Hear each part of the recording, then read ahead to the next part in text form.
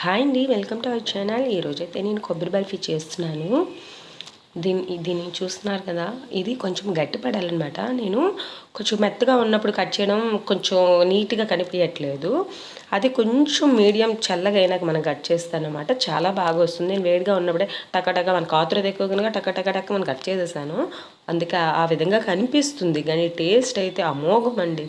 దీనికోసం ముందుగా ఒక కళాయి పెట్టుకొని దాంట్లో ఒక 2 టేబుల్ స్పూన్ల గీ వేసేసుకొని 1 కప్పు శనగపిండి వేసుకోవాలి. దీనికి కొలతండి, కప్పుతో తీసుకున్నామంటే కప్పుతో అన్ని ఇంగ్రీడియంట్స్ వేసుకోవాలి. ఏ కప్తో తీసుకుంటే అదే కప్తో.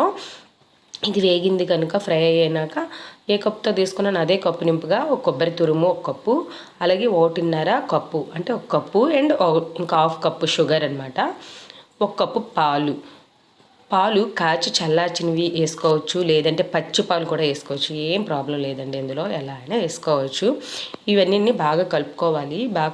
ఇవి షుగర్ కదా, బాగా మెల్ట్ అయ్యే వరకు ఉంచుకొని, చూస్తున్నారా వాటర్ లెక్క వచ్చేసింది.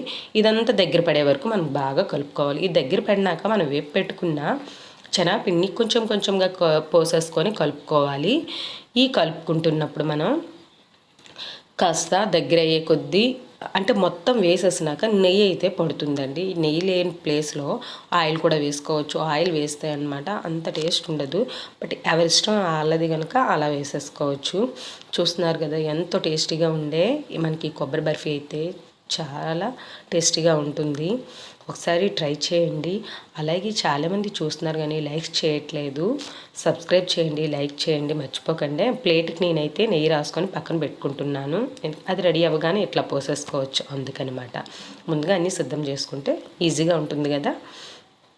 చూస్తున్నారు కదా, చూడండి ఇది ఎలా దగ్గర పడుతుంది అని మనకి ఎలా తెలుస్తుంది అంటే, ఇది అంత దగ్గర అవుతుంది అనేటప్పుడు మనకు తెలుస్తుంది కదా దగ్గర పడుతుంది అన్నప్పుడు. ఒక స్పూన్తో తీసుకొని క్రిందకి ఇలా అనగానే పడిపోవాలి. లేదు అంటే ఒక స్పూన్తో తీసుకొని చేతికి నెయ్యి కానీ ఆయిల్ కానీ అప్లై చేసుకొని ఉండలా చుట్టుకుంటే అది ఉండయింది అనుకోండి, అది అయిపోయింది అని ప్లేట్లోకి ట్రాన్స్ఫర్ చేసేసుకొని చక్కగా బర్ఫీలా అంటే చక్కగా పరిచేసుకొని మనం కొంచెం చల్లగా అయినాక కట్ చేసుకోవాలి. అలా మాత్రం చేయకండి, చల్లగా వేడిగా ఉన్నప్పుడు టక్ మనం కట్ చేస్తారంటే అది ఎట అసహ్యంగా కనిపిస్తుంది.